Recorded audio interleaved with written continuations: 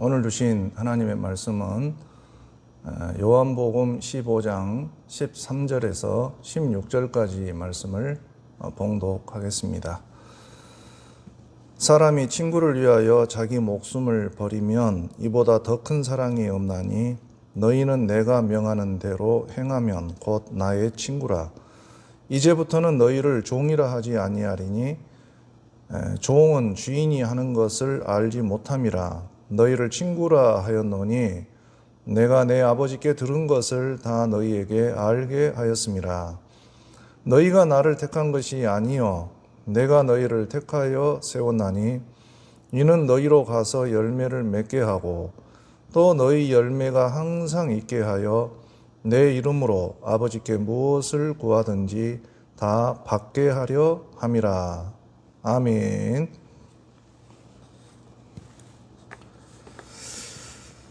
오늘 요한복음 15장 말씀은 예수님이 최후의 만찬 자리에서 하신 말씀입니다. 주님은 죽음을 하루 앞둔 날 제자들의 발을 씻겨주시고 떡과 포도주를 나누어 주시면서 마치 최후의 유언처럼 이 포도나무의 비유의 말씀을 해 주셨습니다. 이 15장의 말씀의 요지는 어떤 환경에서도 예수님 제자들은 포도나무이신 예수님에게 연합한 가지와 같이 긴밀하게 연합하라는 그런 요지를 담고 있습니다. 그리고 제자들에게 서로 사랑하라고 이렇게 권면하시는 내용이 바로 15장의 말씀입니다. 오늘 13절, 14절을 보면 예수님은 제자들에게 말씀을 하셨어요. 사람이 친구를 위하여 자기 목숨을 버리면 이보다 더 큰 사랑이 없나니 너희는 내가 명하는 대로 행하면 곧 나의 친구라. 예수님은 제자들을 종으로 여기지 않으시고 친구라고 하셨습니다. 솔직히 말하자면 스승과 제자의 관계에서 어떻게 친구가 될 수 있습니까? 위계질서가 있는 동양 문화에서는 참 어려운 그런 말일 것입니다. 그러나 예수님 공동체는 하나님 나라 운동을 위해서 성령 안에서 마음이 통하는 관계로 뭉친 사람들이었어요. 예수님은 스승이었지만 인격적인 관계 안에서 자기의 제자들과 서로 마음과 마음이 통하는 친구가 되기를 원하셨던 것입니다. 여기서 저는 질문을 해 봅니다. 친구는 과연 어떤 사람입니까? 우리는 알고 지낸 시간이 아무리 오래되었다 해도 회사나 직장 동료들 혹은 각종 모임이나 또 심지어는 우리 교회 안에서 만나는 동년배 사람들을 다 친구라고 부르지는 않습니다. 우리가 적어도 어떤 사람을 내 친구라고 그렇게 말을 할 때에는 내가 그 사람과 어떤 물질적 이해관계를 초월한 인격적인 신뢰와 우정을 쌓는 그런 과정이 있을 때에 우리는 그 사람을 친구라고 부를 수 있는 거죠. 그렇다면 한번 우리가 생각을 해 보게 됩니다. 과연 예수님 제자들이 인격적으로 신뢰할 수 있는 사람들이었을까? 이제 이 최후의 만찬의 날 그 밤이 지나면 예수님 제자들은 예수님을 버리고 다 도망을 하는 그런 제자들이 되고 말았어요. 심지어 가룟 유다는 이미 돈을 받고 예수님을 팔아넘길 기회를 노리고 있었습니다. 그럼에도 불구하고 예수님은 그런 제자들을 향하여서 너희는 나의 친구라 하고 말씀을 하신 것입니다. 주님은 자기의 연약한 제자들을 위해서 마침내 십자가를 홀로 지고 대소 그 짐을 지고 죽음의 길을 걸어 가셨던 것입니다. 저는 오늘 이 본문을 통하여서 우리 자신들을 돌아보게 됩니다. 우리는 과연 주님의 친구인가? 주님이 우리를 보실 때에 우리는 과연 인격적으로 신뢰할 수 있는 사람들인가? 오늘날 우리나라에서 사용하는 이 친구라는 말은 의미가 많이 퇴색한 것 같아요. 우리 10대 아이들이 생각하는 친구 개념을 보면 친구들끼리 서로 욕하고 무시하고 왕따시키고 때리기도 하고 함부로 대해도 되는 그런 사이를 친구라고 생각하는 것 같습니다. 어떤 친구는 밤늦게 자기 결혼한 친구 집에 함부로 찾아가서 아파트 문을 발로 걷어차고 돈을 빌려달라고 떼를 쓰기도 하고, 그러면서도 허울 좋은 그 친구라는 그 이름으로 그 관계를 유지하는 거예요. 우리가 주님과 좋은 친구가 되려면 기본적인 예의를 지켜야 한다고 생각합니다. 우리가 주님과 친구가 되려면 언제나 주님을 신뢰하고 존중해야 할 것입니다. 예수님의 제자된 자격이 무엇입니까? 그가 성경을 많이 알고 기도를 유창하게 잘하고 봉사를 많이 하고, 절대 그런 것이 중요한 기준은 아니라는 사실이에요. 주님의 친구가 되는 제자들은 주님이 명령하신 새 계명, 서로 사랑하라는 그 말씀 안에 거하는 사람들이어야 합니다. 포도나무에 연합한 가지같이 어떤 환경에서도 주님과 연합하여서 주님과 동행하는 그런 사람들이 바로 주님의 친구가 되는 그런 성도인 줄로 믿습니다. 이사야서 41장 8절에 보면 하나님께서 아브라함을 향하여서 나의 벗이라 말씀하셨어요. 하나님이 아브라함을 친구로 여기셨다는 것인데, 어떻게 창조주 하나님과 피조물 인간이 친구가 될 수 있겠습니까? 그러나 우리 하나님께서 아브라함을 신뢰하고 존중했어요.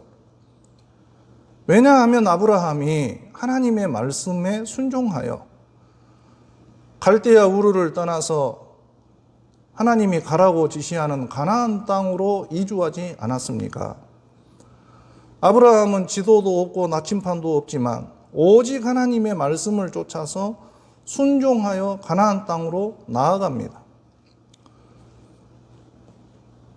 또 하나님께서 아브라함에게 너의 아들 독자 이삭을 번제로 바치라 하고 명령을 하자, 아브라함의 입장에서 볼 때에는 나이 100세에 얻은 아들 이삭을 번제로 바친다는 것은 어떻게 하나님이 그럴 수 있는지 하나님을 의심하고 원망할 수도 있는 상황이었습니다.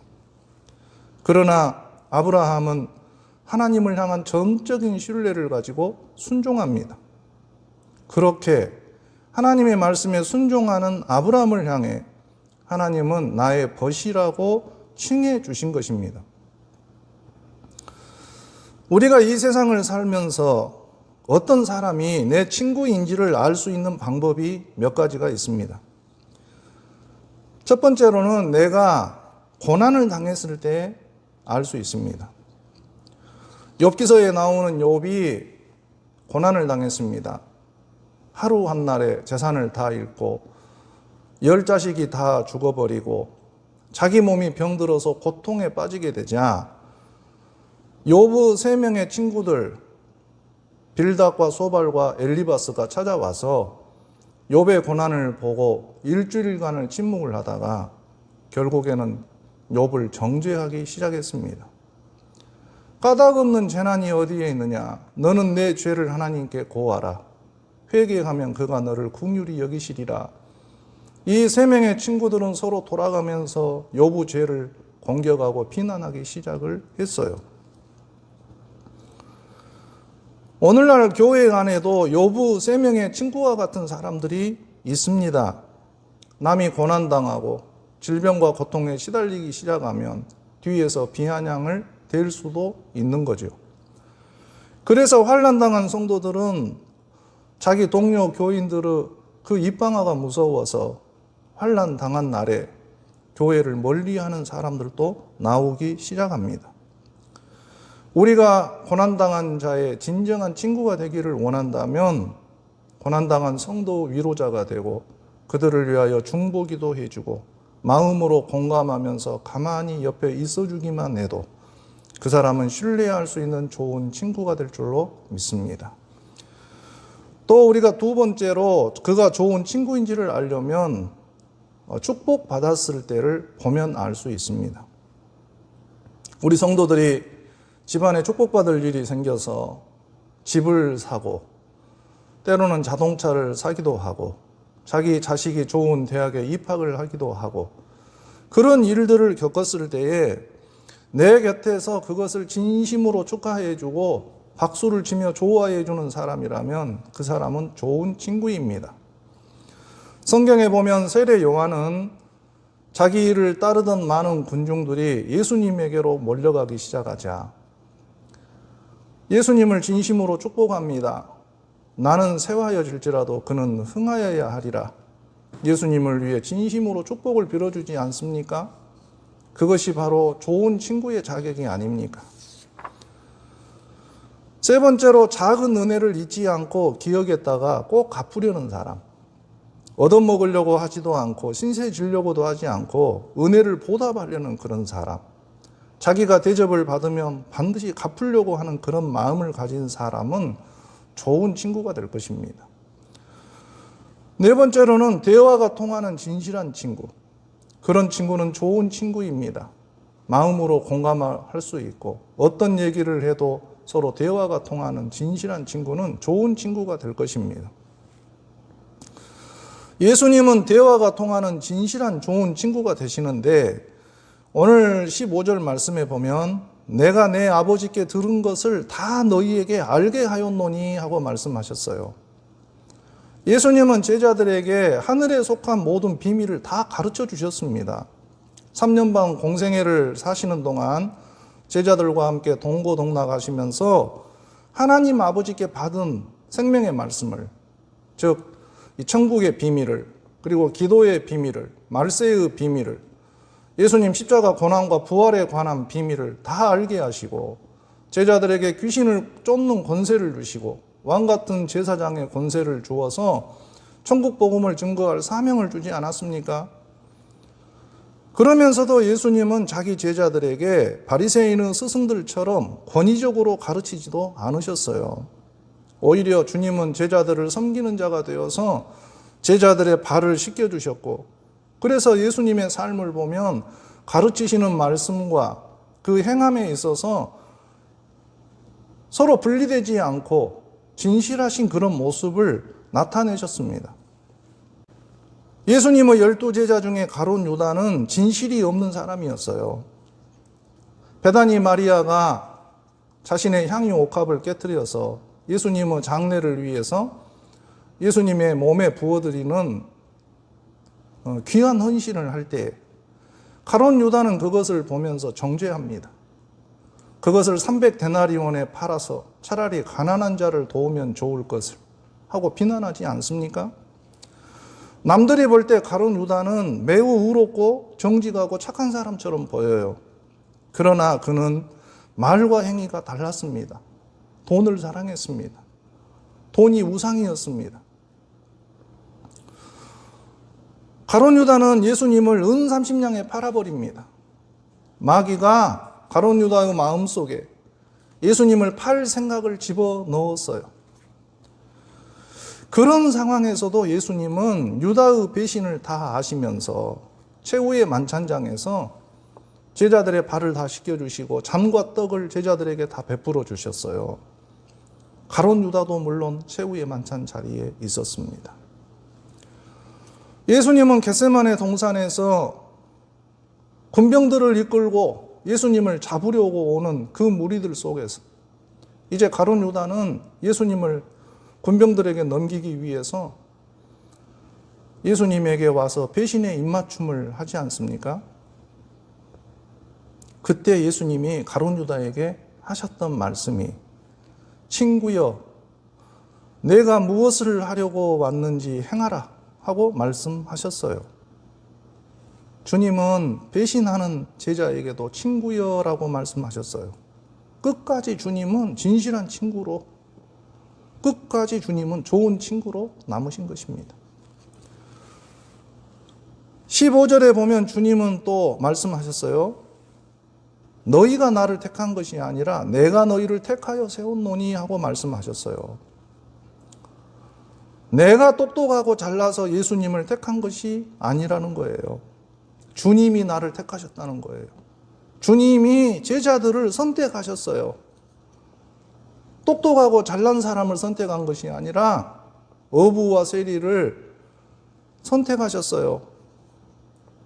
세상적으로 잘난 사람을 선택하신 것이 아니에요. 하나님 나라 일꾼을 삼으실 때에 외모를 보지 아니하고 중심을 보고 선택하셨어요. 오늘 우리가 예수를 믿고 주님의 친구가 되었다면 그것은 오직 주님의 은혜일 뿐입니다. 사람들 중에는요, 자기보다 약한 사회적인 약자들에게 갑질하는 사람들이 종종 있어요. 예를 들면 장애인, 여성, 힘이 없는 사람들, 가난한 자들을 마치 무능한 사람으로 취급을 하면서 갑질을 막 하는 거예요.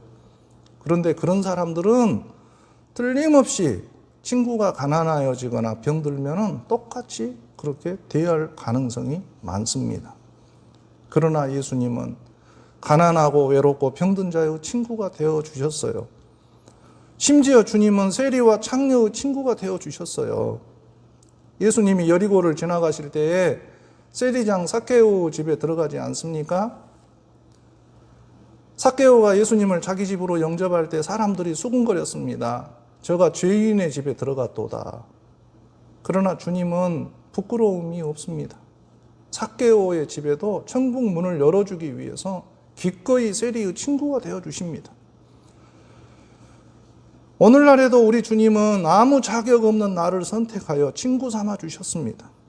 얼마나 감사합니까? 우리는 예수님 때문에 천국의 제자가 되었습니다. 하나님의 자녀된 권세를 얻고 천국의 유업을 상속받게 되었습니다. 얼마나 감사합니까? 우리는 나의 친구가 되어주신, 나를 불러주시고 선택하신 그 주님의 은혜에 감사를 드려야 할 것입니다. 또 15절 말씀 보면 이는 너희로 가서 열매를 맺게 하고 또 너희 열매가 항상 있게 하여, 16절 말씀이죠. 16절에 항상 열매를 맺도록 하기 위해서 예수님은 자기 제자들이 많은 열매를 거두도록 친구로 선택해 주셨다는 거예요. 즉 예수님은 자기의 유익을 위하여 제자들을 선택하신 것이 아니라 도리어 친구된 제자들이 많은 열매를 거두게 하기 위하여, 즉 친구의 유익을 위하여 선택해 주셨다는 거예요. 즉 예수를 믿고 복음을 영접한 오늘 우리들은 예수님의 종이나 하수인이 아니라 예수님의 친구로서 많은 열매를 거두는 그런 유익한 사람이 되게 하기 위해 우리를 선택하셨다는 것입니다. 저 사무엘상에 보면 믿음의 사람 다윗 왕에게 요나단이라는 친구가 있었어요. 요나단은 사울 왕의 아들이었습니다. 어쩌면 다윗은 요나단의 왕위를 계승하는 데 방해가 되는 정치적인 경쟁자였어요. 사울 왕은 자기의 왕권을 위협할지도 모르는 이 다윗을 제거를 해서 안정적으로 요나단에게 왕권을 물려주고 싶었습니다. 그래서 다윗을 제거하려는 마음을 가졌던 거예요. 그러나 요나단 왕자는 자기 아버지 부왕 사울이 다윗을 죽이고자 하는 것을 알고 다윗의 생명을 살려주기로 결단을 합니다. 그때 아버지 사울 왕이 요나단에게 저주를 퍼부었어요. 이 패역 부도한 계집의 소생아, 네가 이새의 아들을 택한 것이 내 수치와 내 어미의 벌거벗은 수치됨을 내가 어찌 모르느냐. 요나단은 자기 아버지에게 그런 저주를 받으면서도 자기가 사랑하는 친구 다윗을 위해서 자기 칼과 갑옷을 내어주면서 도망갈 길을 열어줍니다. 왜냐하면 하나님께서 장차 저 의로운 다윗을 크게 들어 쓰실 미래를 내다보았어요. 하나님이 저 사람과 함께 하신다. 하나님이 저 사람을 통해 위대한 나라를 세우실 것이다. 그것을 내다보았어요. 그러면서 요나단은 다윗에게 부탁을 해요. 사무엘상 20장 15절에 보면 여호와께서 너 다윗의 대적들을 지면에서 다 끊어버리신 때에도 너는 내 인자함을 내 집에서 영원히 끊어버리지 말라 하고 부탁을 해요. 그래서 다윗이 그 언약을 기억했다가 나중에 사울 왕가가 다 몰락을 했을 때 요나단의 절뚝발이 아들 무비보셋을 찾아내서 그 사람에게 왕자와 같이 대우하면서 은혜를 갚아주지 않습니까? 영적으로 볼 때 요나단은 예수님과 같은 사람입니다. 요나단이 어린 목동에 불과했던 다윗을 먼저 사랑했어요. 그처럼 예수님께서 보잘것없는 우리를 먼저 사랑하셔서 우리를 친구로 선택해 주셨어요. 또 요나단이 다윗을 위해 부왕 사울의 저주를 대신 받은 것처럼 예수님께서는 오늘 우리의 구원을 위해서 십자가의 저주를 친히 담당해 주셨어요. 요나단이 자신의 칼과 갑옷을 다윗에게 거저 준 것처럼 예수님은 자기의 제자들에게 하늘의 권능을 주시고 자기 제자들에게 성령의 은사를 선물로 기꺼이 주셨습니다. 요나단이 다윗의 미래를 크게 들어 하나님이 사용하실 것을 내다보았던 것처럼 예수님은 자기의 제자들이 하늘의 별과 같이 빛나게 될 미래를 내다보았어요. 그 12제자의 이름은 새 예루살렘 성의 12기초석에 기록이 된 이름이 될 것을 내다보시고 예수님은 기꺼이 제자들을 위해 자기 목숨을 내어주셨어요. 그래서 영적으로 볼 때 요나단은 예수님을 상징하는 그런 사람과 같은 것입니다. 우리는 신앙생활을 하면서 주님이 오늘 나에게 주신 은혜를 깨달아야 할 줄로 믿습니다. 주님께서는 우리를 선택하실 때에 하나님 앞에서 많은 열매를 거두게 하시려고 우리를 부르셨습니다. 그렇다면 우리는 예수님이 주신 은혜에 보답하며 감사와 영광을 돌리며 그분의 은혜를 갚아야 되지 않겠습니까? 16절에서 예수님은 자기 제자들이 주님의 이름으로 무엇을 구하든지 다 받게 하려고 제자들을 친구로 삼으셨다고 말씀하셨습니다.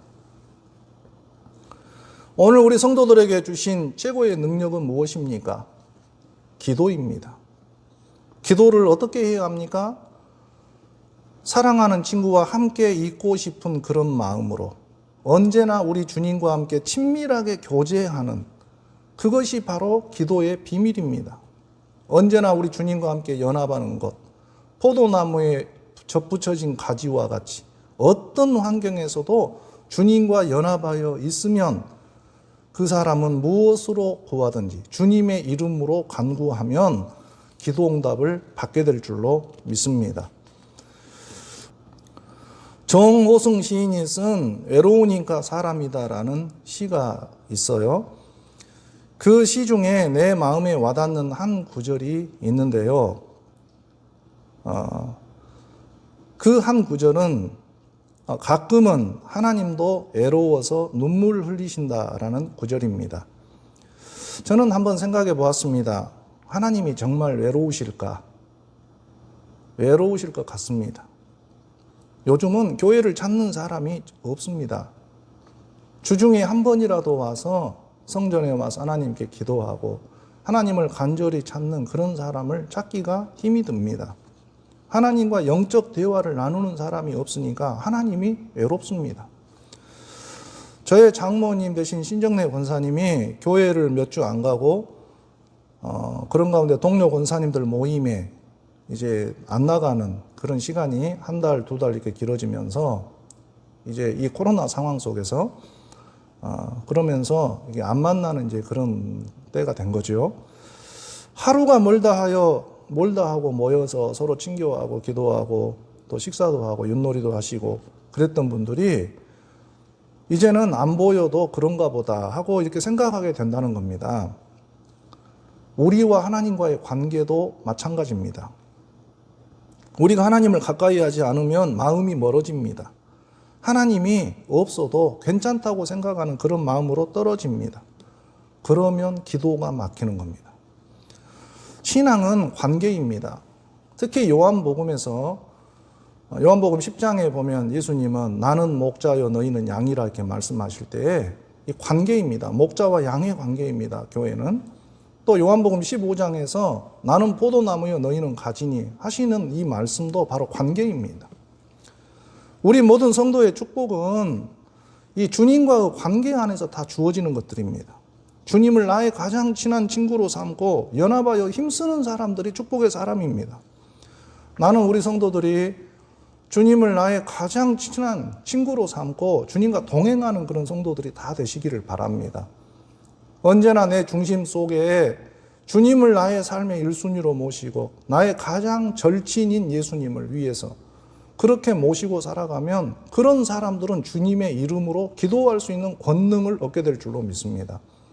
이 힘들고 어려운 이 시대를 우리가 기도의 등불을 밝히고 우리 하나님 앞에 기도하며 살아갈 수 있는 우리 성도들이 다 되시기를 주의 이름으로 축원합니다. 기도하겠습니다. 복의 근원 되시는 우리 주님 감사합니다. 보잘것없는 저희들을 주님의 친구로 삼으시고 귀한 사명 주시고 많은 열매를 허락하여 주시도록 은총 베풀어 주시니 감사합니다. 부족하고 어리석은 인간들을 대신하여 십자가의 저주를 대신 담당하시고 성령의 은사들을 공급해 주셔서 귀하고 좋은 것들을 허락해 주셨는데 그 많은 은혜를 받아놓고도 저희들이 감사치 못하고 살아가고 있습니다. 하나님 아버지, 우리 마음속에 예수님을 나의 가장 소중한 친구로 삼을 수 있도록 은혜 베풀어 주시고 힘들고 어려운 이 모든 시대를 믿음으로 잘 인내하면서 하나님 기뻐하시는 그런 좋은 열매를 풍성하게 맺는 우리 성도들이 다 되게 하여 주시옵소서. 어둠의 생각을 이겨내고 항상 주님과 동행하여서 소망의 생각을 가지고 살아가는 주의 백성들이 되게 하여 주시옵소서. 예수님의 거룩하신 이름으로 기도드립니다. 아멘.